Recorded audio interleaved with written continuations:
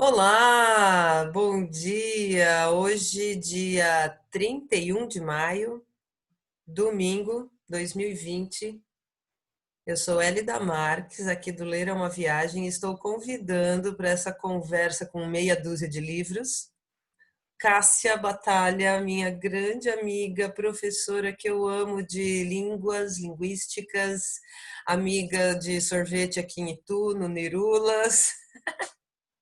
Olha aqui, a gente já pode pedir um patrocínio, hein, Cássia?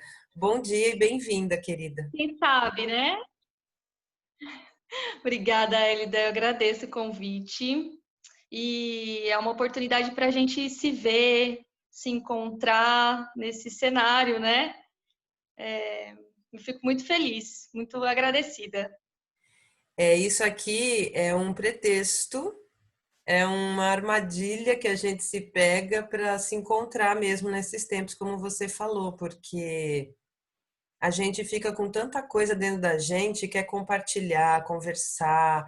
Às vezes, assim, eu não ligo para ninguém. Meu telefone às vezes fica até escondido porque eu estou arrumando a casa, cozinhando, às vezes trancada no banheiro, não querendo saber de mais nada. E tem horas que você fala assim, nossa, eu precisava conversar com alguém, né? Sobre isso, sobre aquilo, ouvir das pessoas. Então, quando eu pensei em você para esse programinha que eu estou criando aqui, na verdade eu quero conversar com as amigas, com os amigos sobre livros que nos animam, sabe? Livros que são essenciais, que pode ter sido em outros tempos e é agora. Enfim, eu chamo de três livros tramados, onde a pessoa lê exatamente, porque às vezes a gente fala do livro, mas não lê o autor, a autora. Então eu queria ouvir essas palavras lidas de uma forma que eu chamo de leitura possuída, assim, sabe? Eu preciso ler, que seja tímido, que seja, mas assim, é tão importante que eu preciso ler agora, com os meus erros, com o jeito que eu sou. Se eu não ler agora, meu, não vou conseguir dormir essa noite. Sabe, eu estou explicando para você que você sabe, mas também para deixar aqui meio registrado. Eu sei, eu não tenho essa potência de leitura que você tem, né, Elida? Mas Mas eu vou, e é isso, a gente se arrisca, né? É, a gente se predispõe à literatura e as suas provocações, e é muito legal, né? Ler em voz alta, é, compartilhar, se ajeitar, se ajustar a outros tons, a outros gestos, né? Isso é muito. Isso é uma forma de dar corpo, né, à literatura. E é absolutamente essencial, né? É o que a gente tenta fazer em sala de aula, né? A gente tenta ficar ali, dar uma materialidade para esse texto, né? O professor nada mais é do que esse mediador, né? é. E a gente, com esse canal aqui, né, do Ler, e o projeto que eu faço há 18 anos, com um monte de gente, enfim, o Contreira, que é um grande parceiro, é um grande mestre de literatura, a gente sempre fica buscando quais os livros que nos alimentam e como a gente passa isso. Eu sou atriz, você falou da minha potência, porque eu sou atriz, sou leitora pública, mas quando a pessoa, qualquer pessoa, não é? Porque ela lê algo que faz sentido para ela, aquilo pode ser feito no pequenininho, mas a potência, quem cumpre também é quem ouve, né? Que ouve aquilo assim, ouve tão, fala, nossa, e ouve tudo, ouve o que fala, o tom do jeito que fala, o momento que fala, o como. E aquilo, aquele escutante, aquele ouvinte é que acaba também dando a potência daquele que falou.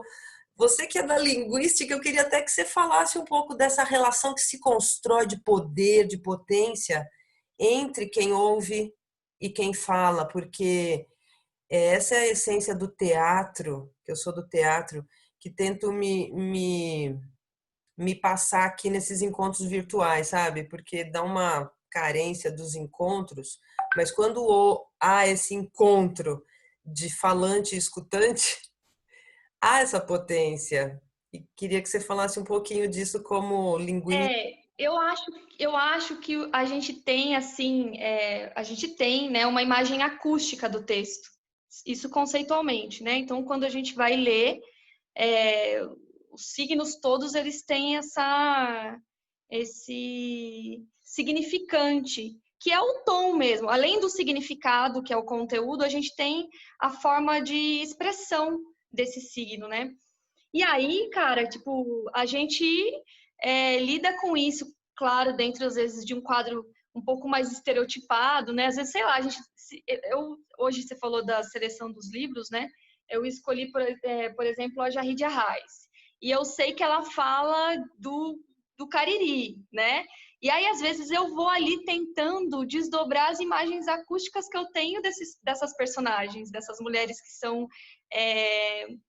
que são retratadas, né? Então, a gente fica assim, no silêncio, a gente constrói nuances, a gente constrói imagens, a gente constrói sons, a gente tem essa coisa que é sensível e que não é só o do campo. A leitura, ela não é só o ler assim e o entender, né, a grafia, não é só codificar, mas a gente vai Hein? ali Só um minutinho. construindo camadas assim de... Cássia, por favor. Estava falando que a leitura não é só essa leitura. Deu uma breve interrupção. Você podia repetir um pouquinho o que você estava falando, só para finalizar a sua ideia? Não finalizar, mas para dar. A internet tem disso, né, Elida? Tá aí, tá vendo? A gente se rearranja, né? Não, eu disse que o interessante é pensar que a leitura não é só essa coisa de codificação fria, né? Ao contrário disso, né? O que às vezes é bastante triste, porque às vezes é apresentado assim na sala de aula, né? Com esse caráter meio utilitário, aí fica essa coisa de, você entendeu que tal palavra significa tal coisa? Mas às Uhum. vezes é muito mais interessante ver o modo como a gente pode ler, como a gente pode personificar aquilo em sala de aula, e aí a gente tem a coletividade, que aí é incrível, né? A gente, nossa, ganha muito, né? Com muitas pessoas a gente ganha perspectiva, né? Mas não, aí a gente fica às vezes nessa paranoia de querer codificar. Eu quero entender que palavra é essa, qual é a designação disso, se isso foi escrito do modo correto, se isso está dentro das normas, né? E a gente esquece as cores do texto, né? Que é aí que é a magia, né? Você sabe que vamos.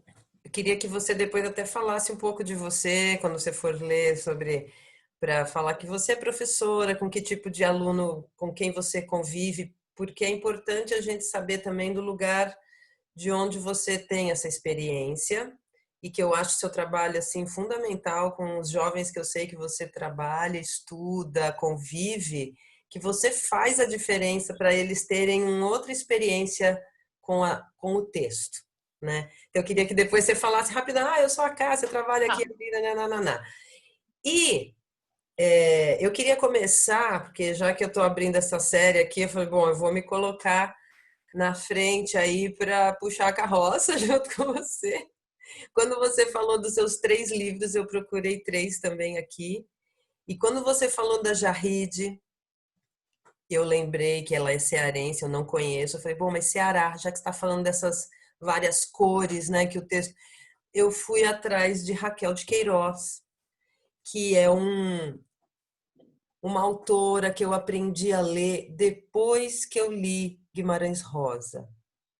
E isso foi um presente do Eduardo Contreira, que quando eu estava muito Riobaldo, que é o personagem do Grande Sertão, ele falava, para você migrar, e eu queria ler mais mulheres, também tem essa coisa de alguns anos para cá, é, pensar mesmo que mulheres eu leio e quais existem, né?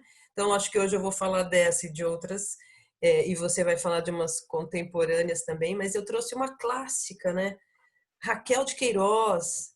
E quando ela fala Memorial de Maria Moura, é meio. O Contreira até fez uma piada, porque me tirar do Riobaldo e me colocar como Moura é assim: olha, estou transitando para o feminino, mas ainda estou bem jagunça, né?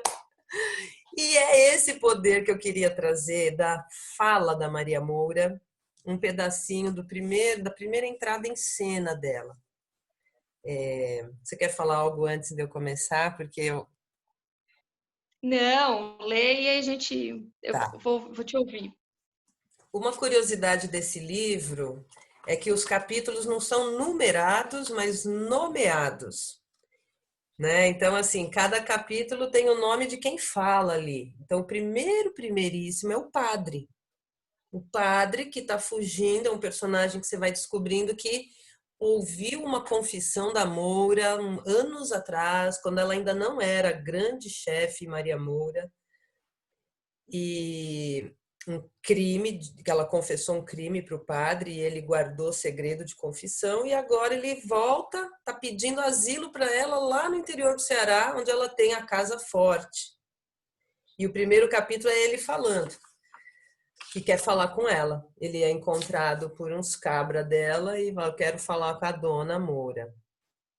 E aí ele vai falar, e o primeiro capítulo em que o próximo, que é a Maria Moura falando, é todo o lírico dela, né?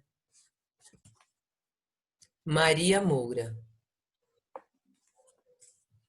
Meu Deus, eu creio que me lembro dessa cara. É branco, usa roupa diferente, deve ser gente da rua. O que é que ele está dizendo? Eu peço um particular? Não sei por que engraçado tive medo. De que cemitério me saiu aquela assombração? Muito amarelo, eu diria até descarnado, a roupa mais ou menos, mais velha e suja. Que é que o senhor quer comigo? E num particular, que eu saiba, não tenho segredo nenhum com voz missê. Ele só fez um sorriso e eu fiquei mais curiosa. Falei para João Rufo. Vai esperar no portão, João Rufo, mas fique de olho. Quando João Rufo se afastou, o homem olhou para mim bem nos olhos e disse devagar em voz baixa: queria saber se a senhora se recorda de uma confissão. Faz tempo, se lembra? Padre, eu cometi o pecado da carne com meu padrasto e agora vou mandar matar ele. O que me valeu naquele instante foi a raiva que me veio diante de tanto atrevimento.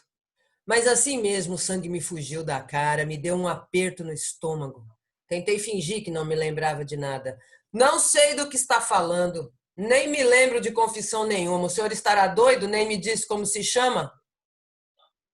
Ele parecia muito seguro, me olhava dos pés à cabeça, até fazia um ar de sorriso e insistiu. Sei que se lembra.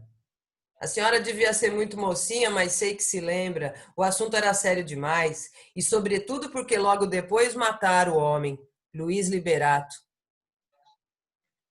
Eu aí me obriguei a fitar a cara dele bem de frente, procurei fingir que só depois de olhar bem recordava aquela manhã na igreja.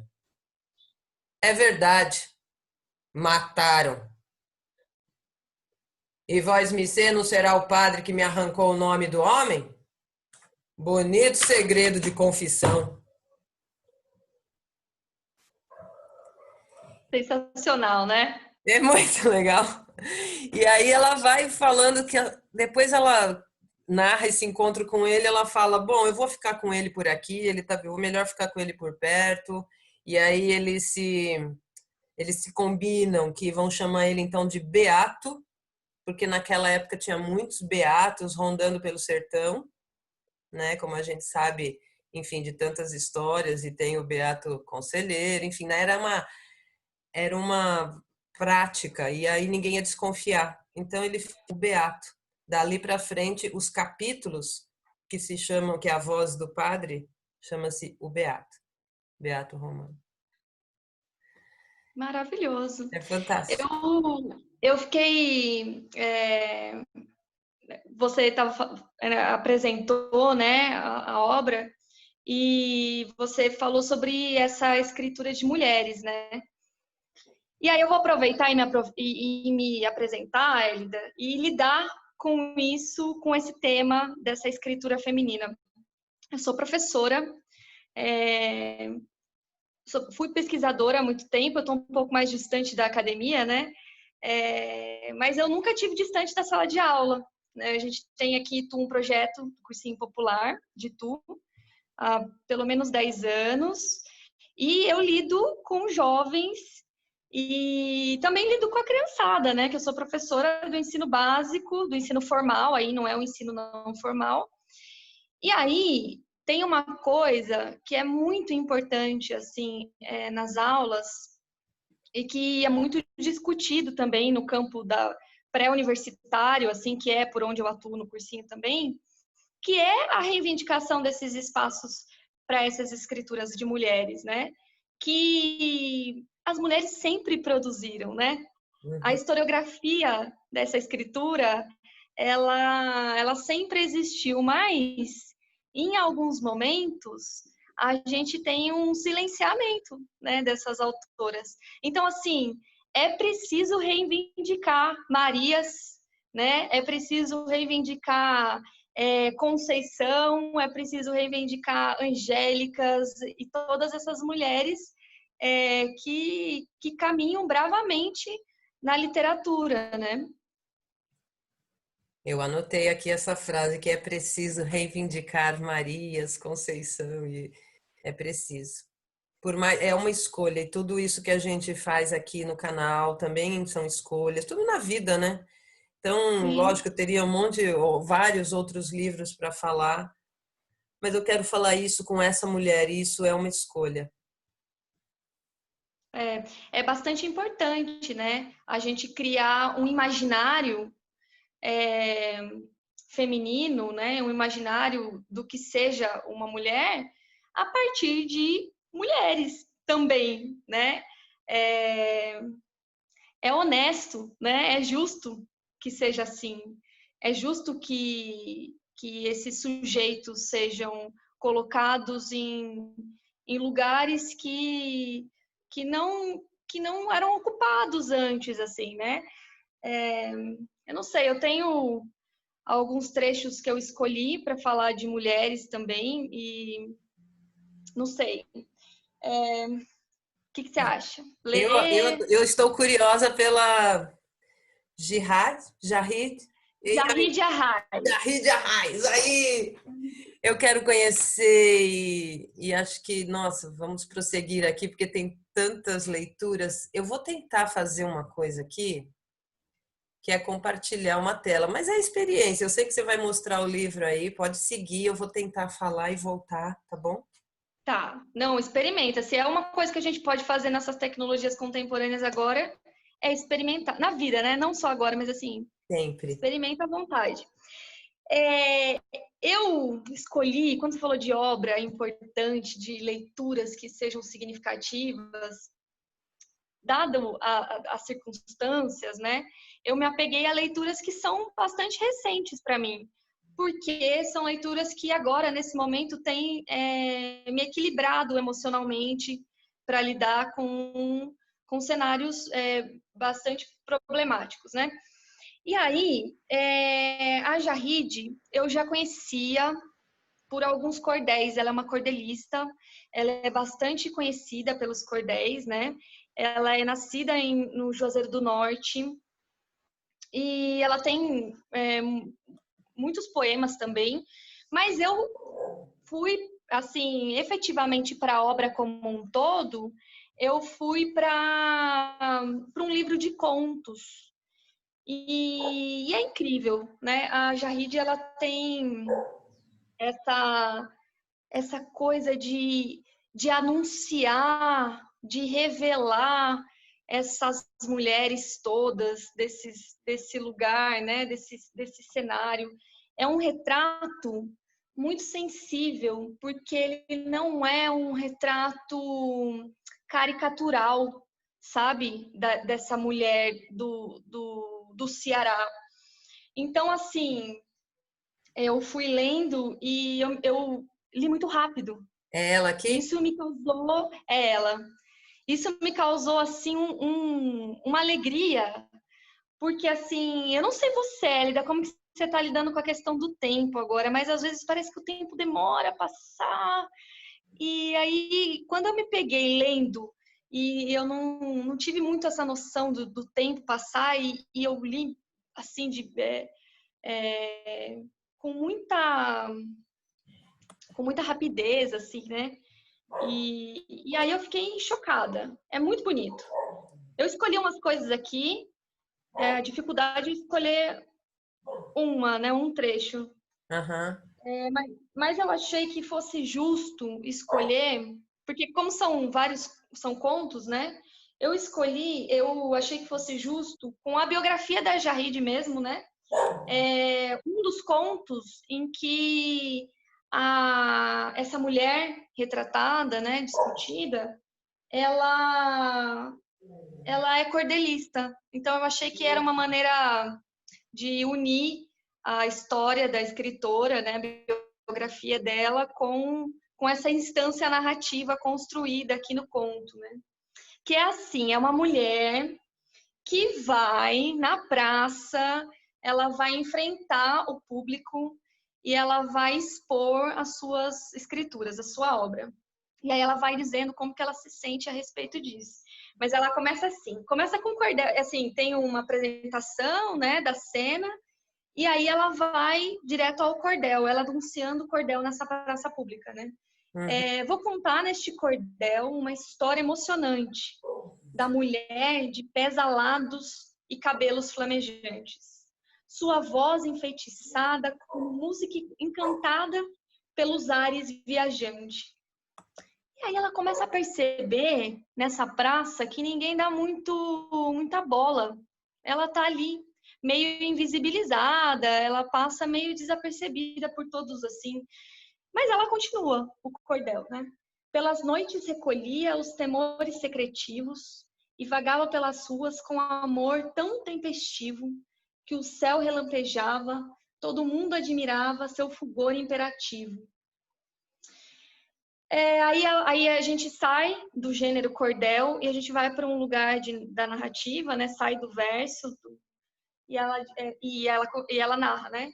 As pessoas que antes até me ouviam já não me davam mais atenção nenhuma. Eu estava falando sozinha, dizendo rimas para pássaros cagões e fracos, tão incertos como todo aquele povo que talvez não merecesse seu esforço. E aí ela diz assim, né? Nada nunca cresce nesse chão, nenhuma outra planta brota. Ela vai nesse tom um pouco mais pessimista e no final tem um sujeito que está admirando, assim, que está olhando, ele está ali como um observador da cena e ele diz assim, moça, que bonito isso, né? É um pipoqueiro que, assim, que ela não projetou que seria o alvo, né? Ela pensou nos transeuntes desse espaço público. E aí o pipoqueiro fala e menciona a beleza dos versos, né? Que ela lê ali. E ela vai para casa bastante feliz, assim, né? Então, parece valer a pena, mesmo que seja um sujeito ali dando atenção, né? É bem bonito. O nome do conto é Asa no Pé.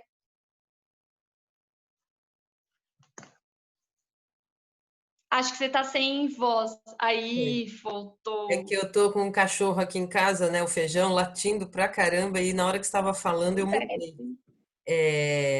Asa no Pé, interessante, que é um lugar onde a gente, é onde o Hermes tem, né, que é mensageiro e também é um lugar improvável, talvez, dessa brincadeira de pensei em voar para cima e acabei voando com isso, não é? É, Pode ter essa brincadeira, né? é isso. E Agora, é tão... Fala. eu queria ler mais alguma dela, mas como esse segundo livro, eu queria então que você começasse com o segundo livro, porque às vezes a pessoa faz Certo. uma escolha que uma chama a outra, né? Então eu queria ver É, qual foi o seu segundo livro. eu escolhi, bom, eu já anunciei isso, né? Mas eu escolhi três mulheres para hoje. E Você é uma aí, autora. eu Eu vou acho. melhorar minha pergunta. Em vez de falar no masculino qual foi o seu segundo livro, eu vou perguntar E a sua segunda escritora, a sua autora Isso. próxima? É importante, É. né? Essa coisa de reivindicar na língua a colocação dos gêneros, né? Dos substantivos femininos. Bom, eu acho que por uma questão temática até, eu caminho para Conceição Evaristo, que é, assim, a gente já falou muito da Conceição juntas, assim, né? A gente já comentou sobre essa escritora, essa autora, que é, assim, uma mulher fantástica, e que tem ocupado um espaço que é do cânone mais tradicional, assim, né? O ano passado ela foi escolhida para tematizar as Olimpíadas de Língua Portuguesa, então é uma mulher grande, né? Grande, assim. E eu escolhi um livro que chama Em Submissas Lágrimas de Mulheres. Você tem a imagem da capa ou eu mostro? Mostra aí, depois eu mostro. Mostra Em Submissas Lágrimas de Mulheres. Queria dizer que depois na descrição do vídeo a gente coloca as referências dos livros e talvez algum site, não sei, a gente precisa ver aí. Em Joia. Submissas Lágrimas de Mulheres. Esse também é um livro de contos da Conceição. E todos os contos têm nomes de mulheres. E aí eu vou tentar apresentar, né, a Maria do Rosário Imaculada dos Santos. Tá aí outra Maria, por isso as Marias hoje, né? Nossa, A Maria do Rosário, esse nome, né? Maria do Rosário Imaculada dos Santos. nossa. E ela vai falar, ela vai falar justamente desse nome, né?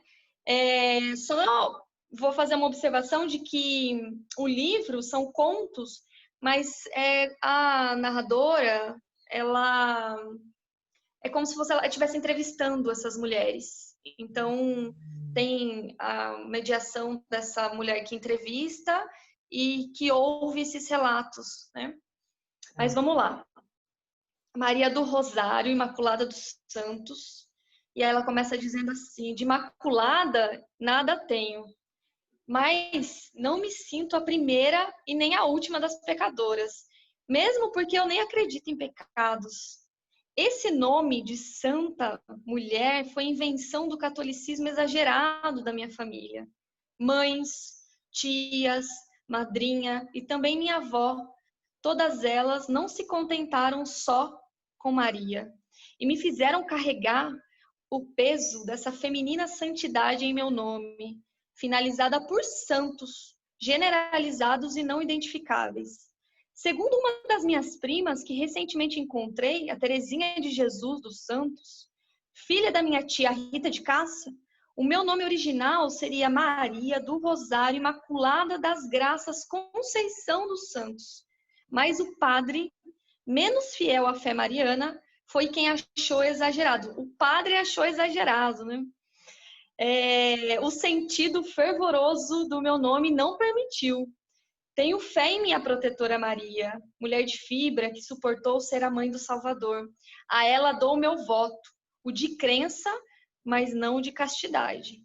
E a outros santos e santas também. É bonito demais, né? Ela vai resgatar uma memória do nome, né? Da existência da construção, né, de si. E ela precisa usar o quê? Outras mulheres para reivindicar esse nome a ela. Então, ela justifica com a mãe, com a tia.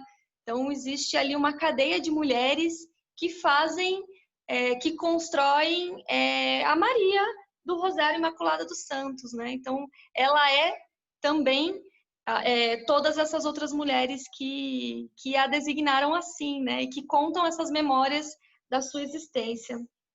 Eu fico impressionada com a Conceição, e a gente estava falando sobre isso também há um tempo, que às vezes a gente fica leitora de um autor, assim, né? A gente fica de um autor só, mas não é só, né? Que alegria é quando a gente consegue dar conta da obra no todo, assim, dos escritores. Eu tô assim, eu tô amicíssima da Conceição. Minha melhor amiga agora, Elida. Acho que seu microfone tá desligado de novo. Aí. Voltei, voltei. Você viu que no meio aqui da sua leitura eu coloquei só a sua tela? Você viu que ficou só você Eu grandão? não vi, eu tava tão conectada aqui com o texto que eu não reparei. Ótimo, porque foi uma experiência durante a leitura, saiu dessas duas telinhas e ficou só você. Ó, Entendi. inovações nas nossas transmissões. Lindo. E o mute também já é um aprendizado. Mas eu vou para o meu segundo livro, inspirada nisso que você acabou, né, na Conceição, e aqui eu queria deixar registrado como nesse movimento de ler mais mulheres, eu ouço muito falar de Conceição, leio, vejo sobre ela, mas ainda não tinha pego um livro dela. E nessa Uhum. quarentena, e também acho que a gente não tem que ter vergonha nenhuma de falar, ah, não li, Não. tem até aprendi muito com o Ler é uma Viagem nesses 18 anos, né? E com amigas como você que, né, enfim. Mas eu comecei a ler Olhos d'Água e como você disse que ia trazer a Conceição aqui, eu falei, então não vou nem trazer nessa de 3 livros essenciais, porque ela já virou essencial para mim, mas eu ainda não tenho esse convívio todo com ela. Então eu deixei para você trazer essa leitura possuída de você, de dentro de você, como está inerente a você nesse momento. E tem vários livros que não é só nesse momento que estão presentes, né? E várias, na verdade, várias escritoras. Quando a gente parte para esse lugar, e eu inspirada também por você, cada conversa é uma conversa, eu quis trazer algumas mulheres, trouxe a Raquel de Queiroz, que é uma clássica, mas queria trazer mulheres que eu conheço, que são escritoras, são poetas, né? E não vai dar para falar só aqui em 2, 3, mas eu ia falar, enfim, eu vou deixar segredo para as próximas, tá? Eu vou trazer nessa esteira aqui da Conceição, de uma coisa que você falou de memória das existências, um livro que chama-se Felicidade Fechada, da Miruna Genuíno, que é filha do Genuíno e da Ryoko, que são um casal de amigos muito queridos e que a Ryoko, dois resistentes, né, que eu amo de paixão e toda a família deles. E na época em que o Genuíno ficou preso, a Miruna, filha deles, escreveu cartas para ele. E essas cartas estão no livro Felicidade Fechada. Eu conhecia o Genuíno da época que eu comecei a fazer teatro com Paulo Faria, lá em São Paulo. A gente ensaiava no escritório dele, no porão, assim, embaixo, era uma casa ali em Pinheiros. Depois fiquei um tempo sem vê-lo, mas sempre acompanhando. E nos meus caminhos de Guimarães Rosa, eu encontrei a Ryoko bordando. Depois eu vim a saber que ela era a companheira do Genuíno. E nessa dos bordados, eu me enfiei muito com a literatura e o artesanato. A Ryoko veio para Itu, da oficina de bordado para as bordadeiras do grupo Reinações, que depois virou as bordadeiras lá do Museu Republicano. Enfim, tudo começou com os bordados, né? Com a interação do artesanato. E o capítulo que eu vou ler aqui do livro da Miruna é uma passagem da vida da família nessa fase, que é quando a Ryoko promoveu, a Ryoko, os amigos, as amigas, um encontro de bordadeiras para bordar passarinhos num painel que, que é esse aqui. Que lindo. Que Incrível. virou a capa do livro, mas ele não foi feito para ser a capa do livro, ele foi feito para ser um momento de passagem dela, com o apoio das pessoas que iam lá abordar com ela, numa época em que a gente podia sair de casa. Então, tem mais de sei quantas centenas de mãos ali naquele pano, bordando passarinho. e escrito Eles Passarão, Eu Passarinho, que é uma poesia do Mário Quintana, uma frase, um verso. Então tem uma potência esse artesanato, essa literatura, essa vida, tudo misturado aqui.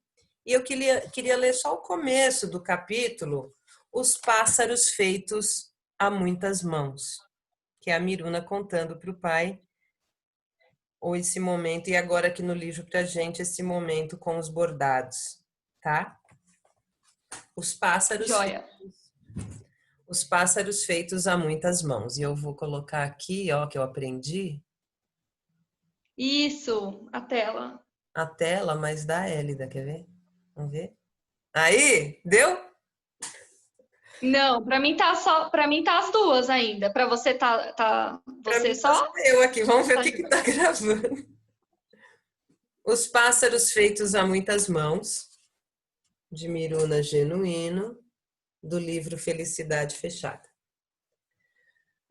O período depois da condenação foi vivido de forma muito particular em cada um de nós. Em parte, existia um clamor muito forte do meu pai e da minha mãe para que eu e meus irmãos seguíssemos em frente em nossas vidas. Com meus filhos frequentando tão intensamente a casa dos meus pais, não era possível instaurar um clima de velório, apesar de que, naquele momento, recebemos a orientação de que era melhor poupá-los de qualquer notícia, já que deveríamos esperar algo concreto acontecer para conversarmos com eles. No meio desta época muito nublada, minha mãe surgiu com um caminho no qual todos pudemos nos agarrar e que acabou se tornando algo muito forte e especial. Ela tem uma história muito forte relacionada às artes de forma geral e ao bordado muito especialmente. Organizou 4 grupos de bordados que seguem firmes até hoje, tantos anos depois que foram criados, e fez muitas oficinas de bordados pelo Brasil afora. O bordado, então, já há algum tempo era parte forte e frequente em nossa rotina, algo com o qual minha mãe e eu às vezes estávamos sempre às voltas, e que meu pai e meu irmão acompanhavam à distância. Pois bem, no meio de tudo isso, minha mãe decidiu colocar um enorme pano a ser bordado entre muitas mãos.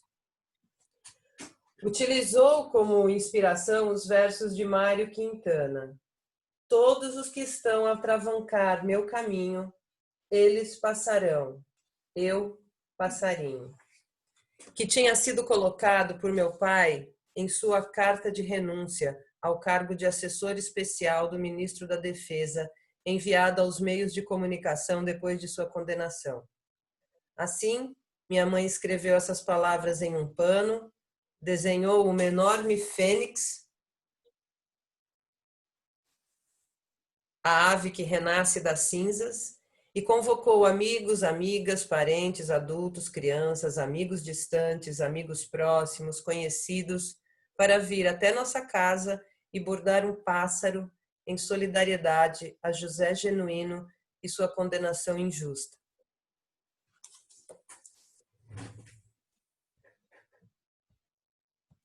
Eu vou parar por aqui, mas esse capítulo é curtinho, acaba logo, e assim ela vai.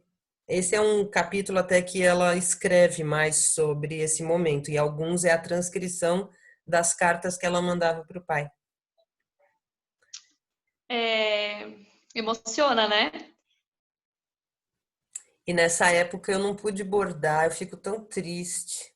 Eu estava em Itu já e não ia para São Paulo direto. As coisas vão atropelando, né? Mas a vida é isso, né? A vida é isso, Hélida. Estar presente de outras formas também, né? Hoje está aí, né? Ela está existindo entre nós, assim, Claro. né? Desse modo. Nós estamos bordando aqui juntas é, essa vida, né? Essa existência. É. E viva a palavra, viva as metáforas, viva a arte. Sim. Você agora, querida, vamos para o nosso terceiro. Eu! Vou aproveitar só Quer que eu fale o meu terceiro ou você quer começar o terceiro e eu termino? Como que é? Você quer fazer?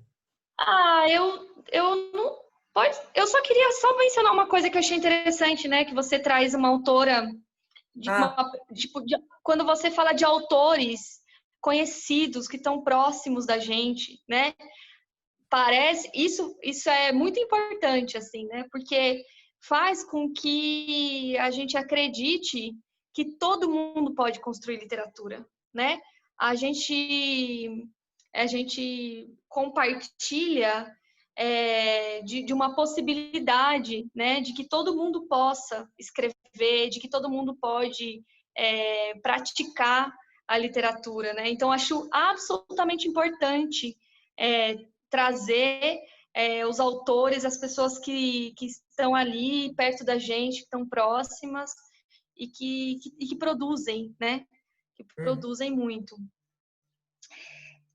Não sei, você quer que eu vá pro livro ou você quer ir? Não sei.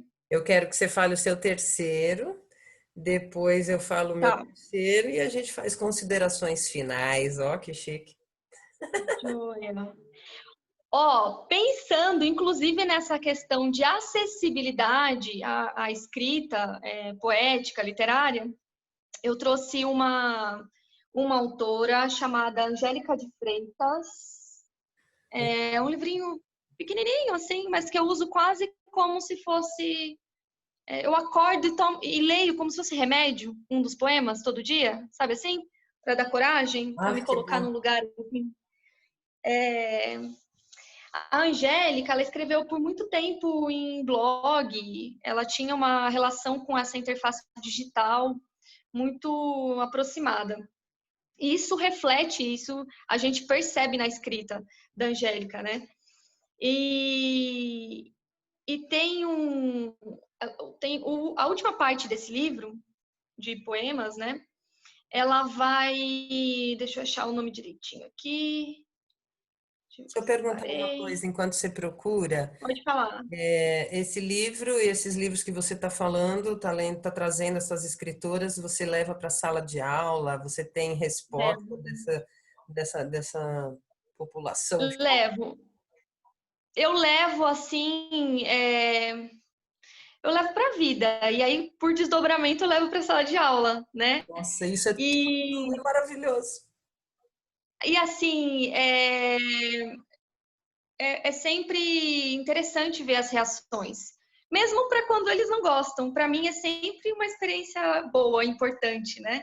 Claro. E a gente vai construindo critérios, né? Do que, olha, eu gosto disso, professora, eu não gostei desse jeito, achei muito brusco, não entendi essa analogia, né? Essa coisa de desistir da leitura ou de negar ou de desconhecer, isso cria um espaço de partilha, né? Um espaço de proximidade entre professor e aluno. Então, assim, eu levo e tem coisa que eles gostam muito, tem coisa que eles rejeitam, e aí a gente troca, eu pego algumas indicações dos alunos também, é, e a gente vai nessa caminhada, né? Nessa caminhada plural e arriscada, nessa interação arriscada que é a interação de sala de aula. Que é o. Oh, achei. Você vai trazer a Angélica, essa que você falou para mim na antessala aqui da nossa conversa sobre a escrita com o Google, como é que é essa história? Então, Angélica Freitas tem uma partezinha do livro que são 3 poemas, o título, né, desse conjunto de poemas é 3 poemas com auxílio do Google. Ah, É muito legal, Elida, porque você falou dessa coisa de dividir com os alunos, e quando eu levei, eles ficaram assim. Eu demorei um pouco para entender a estrutura, a organização desse poema. Por quê? Sabe aqueles buscadores que a gente tem quando a gente vai no Google e a gente coloca o começo do enunciado e ele já vai traçando alguns itinerários possíveis para nossa sei. pesquisa, às vezes? Então, ela brinca com isso. E quando eu li o poema, eu fiquei nessa vibe de ficar ali buscando, né, aquela coisa mais clássica da leitura do poema, os versos são emparelhados, alternados, enfim. E aí, quando eu dividi isso com os alunos, rapidamente eles sacaram que era essa coisa de buscar com o Google. E aí ela tem 3 chamadas de poemas, que é a mulher vai, então é como se ela estivesse procurando, né? A mulher vai, e aí tem as possibilidades de encontro com as pesquisas, tem a mulher pensa, e tem o que eu gosto mais, que é a mulher quer. Você E vai é nessa. assim, esse aqui, e é claro que ela vai fazendo algumas interferências, né? Alguns são buscadores, e eu testei, inclusive, né? Dei uma olhada nesses buscadores, eles aparecem. É muito comum desse universo, dessa cena discursiva que a gente tem na internet, esses enunciados que ela organiza nesse poema. E alguns ela interfere, assim. Em alguns momentos ela põe um verso dela. Então é assim, ó. A mulher quer. A mulher quer ser amada. A mulher quer um cara rico. A mulher quer conquistar um homem. A mulher quer um homem. A mulher quer sexo. A mulher quer tanto sexo quanto homem. A mulher quer ser possuída. A mulher quer que o macho a lidere. A mulher quer casar. A mulher quer que o marido seja o seu companheiro. A mulher quer um cavalheiro que cuide dela. A mulher quer amar os filhos, o homem e o lar. A mulher quer conversar para discutir a relação. A mulher quer conversa e o Botafogo quer ganhar do Flamengo. A mulher quer apenas que você escute. A mulher quer algo mais do que isso, quer amor, carinho. A mulher quer segurança, a mulher quer mexer no seu e-mail. A mulher quer ter estabilidade, a mulher quer ter um cartão de crédito, a mulher quer ter tudo. A mulher quer ser valorizada e respeitada, a mulher quer se separar, a mulher quer ganhar, decidir e consumir mais, a mulher quer se suicidar. Esse último verso é muito interessante, porque diante de todo esse imaginário bastante restrito à figura dessa mulher, é quase que uma morte mesmo simbólica desse eu lírico a partir desses enunciados que são dados para as pesquisas, né? Quando a gente vai ali no buscador do Google. E, cara, é assim, né? É uma experiência aí de quem está nos ouvindo colocar. A mulher quer e ver o que vai aparecendo, o que pode ser encontrado no poema, né? E aí ela vem com esse verso, poxa, diante de tudo isso, né? O que nos resta, né? O que nos resta? Porque, assim, me parece que tudo que se busca é essa coisa do cuidado do homem, né, sobre esse corpo, é a vigília desse homem e desse amor. Então, assim, é lindíssimo. Tem muitos outros que ela vai falar de autocuidado, são muitos os temas polêmicos, difíceis, mas esse é muito interessante, acho que pela subversão da própria estrutura mesmo, do gênero, né? Dela lidar com essa linguagem da internet e essa escrita mais contemporânea, né? Até. É isso, minhas mulheres todas. Peraí, voltei de Aí, novo. Me ajuda depois, na hora da escrita, colocar um nome e o poema que você leu, que você claro. trouxe. Eu acho que é tanto desdobramento que a gente não consegue abarcar. E eu queria já ir para o meu último livro. Você já leu o seu último, né? 3 por isso Já. meia dúzia de livros. Eu ainda não sei se o nome vai ser esse. Você pode até sugerir, porque cada conversa vem um nome, assim. Bom, eu queria trazer nessa última indicação minha uma amiga escritora, já que eu estou nesse lugar de trazer as mulheres e agora com você, inspirada em vocêzinha, Dona Cássia, quis trazer as mais próximas das minhas vivências, né? E eu tenho várias amigas que escrevem, mas também Que vão. bom! Que bom! E também pensando no formato, são várias coisas que me fizeram na opção da Camila Jabbour. Não sei se você conhece a Camila Jabbour, é uma amiga que é poeta e ela escreve haikais, poemas haikais que tem toda uma teoria sobre eles, as 3 linhas, cada linha é um universo, né? Eu não vou arriscar aqui, nem eu só conheço assim como diz uma amiga, tem uma loção. Mas esse livro aqui da Camila, Kokoro, Um Céu de Dentro, são haikais que ela fez para as estações do ano. E pensando em formato, em suportes, isso aqui é um livro, é uma caixa. E ó, ele é um livro desfolhado, como eu vou dizer, são Lindo. folhas soltas, né? Algumas têm ilustrações dela, inclusive. Não, não, minto, da Valentina Fraz. É que a Camila me parece. E aqui no, no fundo da caixa tem uma poesia apresentação da Edith Derdick, que é uma outra amiga minha que também estava aqui por perto, assim como Natália Barros, assim como tantas outras. E eu queria trazer por essa síntese de haikai, e como não tem muito, como um I Ching, como uma carta que eu vou, não tenho uma preferida, mas eu vou tirar uma aqui agora de olho fechado, tá? Não sei se é Tá. outono, primavera, verão, não sei. Nossa, eu não sei mesmo, acho que esse aqui é de outono, folhas secas, outono, né? Eu Acho nem... que sim, creio que sim.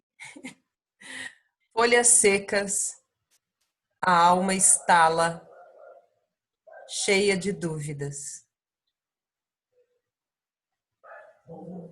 Folhas secas, a alma estala, cheia de dúvidas. Quer saber o que me passou na minha cabeça? O quê? Me passou, me passou hoje, tematizando essa coisa das mulheres, né? Uma mulher andando na calçada, refletindo sobre a vida, ó, e ouvindo o estalar dessas folhas, sabe? Como se um fluxo de consciência. Que bonito. Nossa! Então, querido, eu nem sei quanto tempo já está aqui a nossa conversa, mas eu Não acho sei que também. para falar da meia dúzia de livros, acho que a gente deu conta, né? E, e queria dizer então que esse vídeo eu vou subir no YouTube, talvez até amanhã, não sei. E com as nossas dicas, aí a gente vai finalizando essas dicas pelo WhatsApp e aí a gente sobe um textinho aí, rápido, porque também não dá para ficar escrevendo tudo que a gente falou, né? É uma experiência Não. e eu agradeço muito, porque vai me alimentar por muito tempo essas leituras que você colocou, as palavras que a gente mastigou aqui, dá muito ânimo e muitas ideias para seguir vivendo. Obrigada, Eu fico, Cássia. eu fico imensamente agradecida. Um abraço virtual, assim, Élida, por essa conversa. Você olha aqui do lado, ó. Olha aqui do lado. Não, você tá aqui, ó, Ah, para daqui. mim. Eu tenho que Assim. fazer assim? Isso, aí, ó, a gente tá conectada agora, ó. E eu tô te vendo assim, ó. Faz assim do lado. Pra cá ou pra É, lá? aí. Assim? Aê! Muito obrigada. Um beijo, viu? Beijo. Um beijo, até já. In the meeting.